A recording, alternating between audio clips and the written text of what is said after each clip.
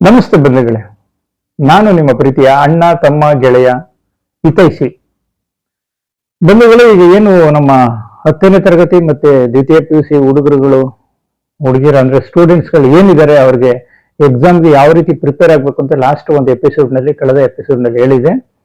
ಈ ಒಂದು ಎಪಿಸೋಡ್ ನಲ್ಲಿ ಏನಂದ್ರೆ ಪರೀಕ್ಷೆಯನ್ನ ಹೇಗೆ ನಾವು ಎದುರಿಸ್ಬೇಕು ಅಂದ್ರೆ ಯಾವ ರೀತಿ ಬರಿಬೇಕು ಅಂತ ನನ್ನ ಒಂದು ಜ್ಞಾನಕ್ಕೆ ತಿಳಿದ ಮಟ್ಟಿಗೆ ನಾನು ತಿಳಿಸ್ತೀನಿ.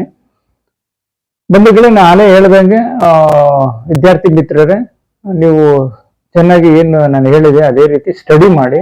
ಜೊತೆಗೆ ಮುಖ್ಯವಾಗಿ ಪರೀಕ್ಷಾ ದಿನ, ಎಕ್ಸಾಮ್ ದಿನ ನೀವು ಭಯ ಪಡಬಾರ್ದು.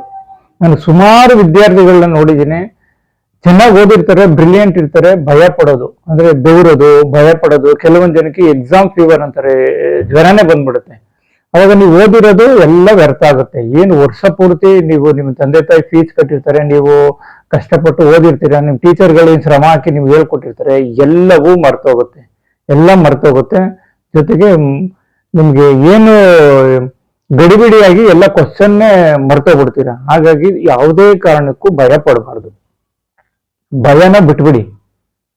ಮತ್ತೆ ಎಕ್ಸಾಮ್ ದಿನ ಸುಮಾರು ವಿದ್ಯಾರ್ಥಿಗಳು ಏನ್ ಮಾಡ್ತಾರೆ ಅಂದ್ರೆ, ಎಕ್ಸಾಮ್ ನಾಳೆ ಅಂದ್ರೆ ಪೂರ್ತಿ ನೈಟ್ ಎಲ್ಲ ಅಂದ್ರೆ ಬೆಳಗಾನ ಓದ್ತಾರೆ. ಅದನ್ನು ತಪ್ಪು. ಓದಿ ಏನು ಒಂದು 12 ಗಂಟೆ ಓದ್ಬಿಟ್ಟು ನಿದ್ದೆನೂ ಮುಖ್ಯ. ಈಗ ನಿದ್ದೆಗೆಟ್ರೆ ಬುದ್ಧಿಗೇಡು ಅಂತ ಏನು ಒಂದು ಮಾತಿದೆ, ಅದು ನಿಜ. ನಿಮಗೆ ನಿದ್ದೆ ಇಲ್ಲ ಅಂದಾಗ ಕಷ್ಟ ಆಗುತ್ತೆ ನಮ್ಮ ಮನಸ್ಥಿತಿ. ಹಾಗಾಗಿ ನಿದ್ದೆ ಏನು ಪೂರ್ತಿ ಗೇಡು ಅಂದಿಲ್ಲ. ಏನು ಅಷ್ಟಿನಿಂದ ಓದಿರ್ತೀರಾ ಅದೆಲ್ಲ ಒಂದು ಸುಮ್ಮನೆ ಉರುಳೊಡೆಯೋದು ಅಂತಾರಲ್ಲ, ಒಂದು ಗ್ಲಾಸ್ ಮಾಡಿದಾಗೆ ಹಾಗೇನೆ ಎಲ್ಲನೂ ಒಂದ್ಸಲಿ ನೆನಪಿಸ್ಕೊಂಡು ಓದ್ಕೊಂಡು ಆ ದಿನ ಏನ್ ಸಬ್ಜೆಕ್ಟ್ ಇದೆ ಅದಕ್ಕೆ ತಕ್ಕನಾಗ ಮಾತ್ರ ಒಂದು ನೋಡ್ಕೊಂಡು ಹೋಗಿ.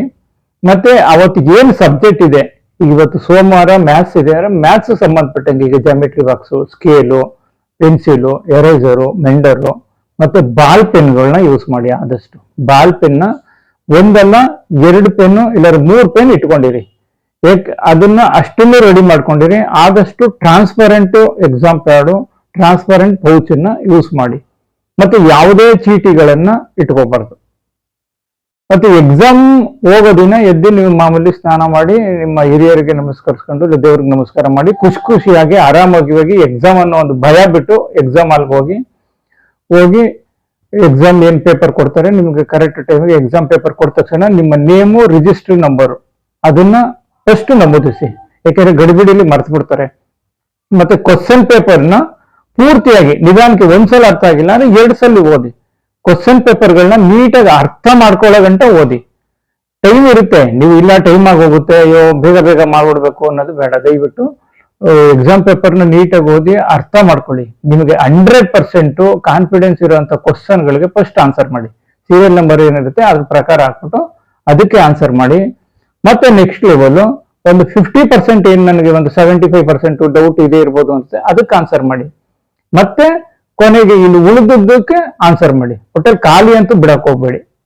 ಯಾಕೆಂದ್ರೆ ಖಾಲಿ ಬಿಡಬೇಡಿ. ನಿಮ್ಗೆ ಏನು ನಾನು ಹೇಳಿದೆ, ಫಸ್ಟ್ 100% ಗೊತ್ತಿರೋದು ಫಸ್ಟ್ ಮಾಡಿ, 3/4% ಗೊತ್ತಿರೋದು ಸೆಕೆಂಡ್ ಮಾಡಿ, 50% ಗೊತ್ತಿರೋದು ಆಮೇಲೆ ಮಾಡಿ, 25% ಗೊತ್ತಿರೋದು ಆಮೇಲೆ ಮಾಡಿ, 4ನೇದು ಕೊನೆಗೆ ಎಲ್ಲಾನು ಫಿಲ್ಅಪ್ ಮಾಡಿ. ಆದಷ್ಟು ನಿಮ್ಗೆ ಉತ್ತರ ಗೊತ್ತಿದೆಯೋ ಸರಿ ಇದೆಯೋ ಲಾಸ್ಟ್ ಅಲ್ಲಿ ಅದನ್ನ ಮಾಡಿ. ಮತ್ತೆ ಕರೆಕ್ಟ್ ಆಗಿದೆಯಾ ಹೇಗೆ ಏನು ನಾನು ಬರ್ದಿರೋದು ಅಂತ ಟೈಮ್ ಇದ್ರೆ ಅದನ್ನ ಮತ್ತೆ ಒಂದ್ಸಲ ಓದ್ ನೋಡಿ. ಮತ್ತೆ ಅಕ್ಕಪಕ್ಕದವ್ರ ಜೊತೆಲಿ ನೋಡೋದು, ಮುಂದ್ಲೋರ್ದು ನೋಡೋದು, ಹಿಂದ್ಲೋರ್ದು ನೋಡೋದು, ಮತ್ತೆ ಯಾವುದೇ ರೀತಿ ಕಾಪಿ ಮಾಡೋದು, ಈ ತಪ್ಪುಗಳನ್ನ ಮಾಡಬಾರ್ದು. ಕರೆಕ್ಟಾಗಿ ನೀವು ಓದಿದ್ರೆ ಅಷ್ಟೇ ಸಾಕು. ಸುಮ್ಮನೆ ಅದು ಕಷ್ಟ ಆಗುತ್ತೆ ನಿಮಗೆ. ಅವಾಗ ಸಡನ್ ಆಗಿ ಸ್ಕ್ವಾಡ್ ಬರ್ಬೋದು, ಇಲ್ಲಾಂದ್ರೆ ಟೀಚರ್ ನೋಡ್ಬೋದು, ಟೈಮ್ ವೇಸ್ಟ್ ಆಗುತ್ತೆ. ಏನ್ ಮಾಡ್ತಾ ಇದೀಯ ಅಂತ ಮಾತಾಡೋದಾಗ್ಲಿ, ಯಾವುದೇ ತಪ್ಪುಗಳನ್ನ ಮಾಡಬಾರ್ದು.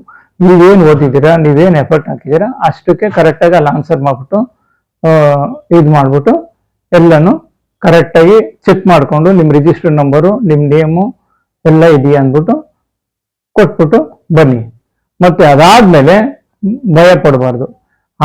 ಬಂದ್ರೆ ನೀವು ಇನ್ನೊಂದ್ಸಲ ಇದು ಮಾಡಿ, ಅಂದ್ರೆ ಕ್ವಶನ್ ಯಾವ್ಯಾವ್ದು ಬಂದಿತ್ತು ಕರೆಕ್ಟ್ ಆಗಿದೆಯಾ, ನಾನು ಆನ್ಸರ್ ಮಾಡಿದ್ದೀನಿ ಅಂತ ಅಲ್ಲ, ಬರ್ದ್ಮೇಲೆ ಮುಗೀತು. ಯಾವುದೇ ಭಯ ಪಡೋ ಅವಶ್ಯಕತೆ ಇಲ್ಲ. ಆರಾಮಾಗಿ ನಾನು ಇದು ಮಾಡ್ತೀನಿ ಅಂತ ಏನ್ ಮಾಡ್ಕೊಂಡು ಟೈಮ್ ಇರುತ್ತೆ. ನೆಕ್ಸ್ಟ್ ಏನು ಸಬ್ಜೆಕ್ಟ್ ಇರುತ್ತೆ ಅದಕ್ಕೆ ಪ್ರಿಪೇರ್ ಆಗಿ. ಮತ್ತೆ ಎಕ್ಸಾಮ್ ಹಾಲ್ಗಳಲ್ಲಿ ನಾನು ಹೇಳಿದಾಗೆ ದಯವಿಟ್ಟು ಯಾವುದೇ ತಪ್ಪು ಮಾಡಬಾರ್ದು. ಪೆನ್ ಕೇಳೋದಾಗ್ಲಿ, ಇನ್ನೊಂದು ಮತ್ತೊಂದು ಕೇಳೋದಾಗ್ಲಿ, ನನಗೆ ಪೆನ್ಸಿಲ್ ಮರ್ತ್ಬಿಟ್ಟು ಹೋಗ್ಬಿಟ್ಟಿದೆ ಗಡಿಬಿಡಿಲಿ, ಈ ತಪ್ಪುಗಳನ್ನ ಮಾಡಬಾರ್ದು. ಎಕ್ಸಾಮ್ ದಿನನೇ ನಿಮ್ದು ಇನ್ನೇನು ಕೆಲಸ ಇರಲ್ಲ, ಬೇರೆ ಎಲ್ಲ ಪೇರೆಂಟ್ಸ್ಗಳು ಹೆಲ್ಪ್ ಮಾಡ್ತಾರೆ. ಎಕ್ಸಾಮ್ ದಿನ ನಿಮ್ಗೆ ಏನೇನ್ ಬೇಕು ಅಷ್ಟು ತಯಾರಿಗಳನ್ನ ನೀವು ತಯಾರು ಮಾಡಿ ಇಟ್ಕೊಂಡು ಎಕ್ಸಾಮ್ಗೆ ಹೋಗಿ, ಖುಷಿಯಾಗಿ ಹೋಗಿ, ಆರಾಮಾಗಿ ಹೋಗಿ. ಪಡ್ಬೇಡಿ. ಭಯ ಪಟ್ರೆ ನಿಮ್ಗೆ ಮರ್ತೋಗುತ್ತೆ. ಖುಷಿಯಾಗಿ ಆರಾಮಾಗಿ ಕಾನ್ಫಿಡೆನ್ಸ್ ಇಂದಾನೆ ಹೋಗಿ, ನನಗೆಲ್ಲ ನಾನು ಓದಿದ್ದೀನಿ, ಚೆನ್ನಾಗಿ ಎಕ್ಸಾಮ್ ಮಾಡ್ತೀನಿ ಅನ್ನೋ ಒಂದು ಧೈರ್ಯದಲ್ಲಿ ಹೋಗಿ ಎಕ್ಸಾಮ್ ಮಾಡಿ ಆರಾಮಾಗಿ ಬನ್ನಿ. ಯಾಕಂದ್ರೆ ಸುಮ್ಮನೆ ಮತ್ತೆ ಮೊಬೈಲ್ ಗೀಳ್ಗೆ ಬೀಳ್ಬೇಡಿ ದಯವಿಟ್ಟು. ಈಗಿನ ವಿದ್ಯಾರ್ಥಿಗಳನ್ನ ನಾವು ನೋಡ್ತೀವಿ, ಎಕ್ಸಾಮ್ ದಿನನೂ ಮೊಬೈಲ್ ನೋಡ್ಕೊಂಡೇ ಹೋಗ್ತಾರೆ. ಮತ್ತೆ ಈ ಗೇಮ್ಗಳು ಮತ್ತೆ ಆನ್ಲೈನ್ ಏನೇನೋ ಚಟಕ್ ಬಿದ್ದಿರ್ತಾರೆ. ದಯವಿಟ್ಟು ನಿಮ್ಮ ಜೀವನ, ನಿಮ್ಮ ಭವಿಷ್ಯ ನಿಮ್ಮ ತಂದೆ ತಾಯಿ ಕೈಲೂ ಇಲ್ಲ, ದೇವ್ರ ಕೈಲೂ ಇಲ್ಲ, ನಿಮ್ ಟೀಚರ್ ಕೈಲೂ ಇಲ್ಲ, ಯಾರ ಕೈಲೂ ಇಲ್ಲ, ನಿಮ್ ಕೈಲಿದೆ. ನೀವೇನ್ ಆಗ್ಬೋದು, ನೀವೇನ್ ಅನ್ಕೊಂಡ್ರೂ ಆಗ್ಬೋದು. ಗೊತ್ತಾಯ್ತಾ? ಹಾಗಾಗಿ ಓದಿ. ಎಲ್ಲ ನನ್ನ ವಿದ್ಯಾರ್ಥಿ ಮಿತ್ರರಿಗೆ PUC ಆಗ್ಬೋದು, SSLC ಆಗ್ಬೋದು, ಬೇರೆ ಎಲ್ಲ ವಿದ್ಯಾರ್ಥಿಗಳಿಗೂ ಒಳ್ಳೇದಾಗ್ಲಿ, ಒಳ್ಳೆ ರೀತಿಯಲ್ಲಿ ಎಕ್ಸಾಮ್ ಮಾಡಿ, ಒಳ್ಳೆ ಸ್ಕೋರ್ ಮಾಡಿ, ನಿಮ್ಮ ಭವಿಷ್ಯ ಉಜ್ವಲವಾಗ್ಲಿ ಅಂತ ಕೇಳ್ಕೊಳ್ತಾ, ಈ ಒಂದು ವಿಡಿಯೋ ನಿಮಗೇನಾದ್ರೂ ಇಷ್ಟ ಆದ್ರೆ ದಯವಿಟ್ಟು ಈ ನಿಮ್ಮ ಒಬ್ಬ ಪುಟ್ಟ ಹಳ್ಳಿ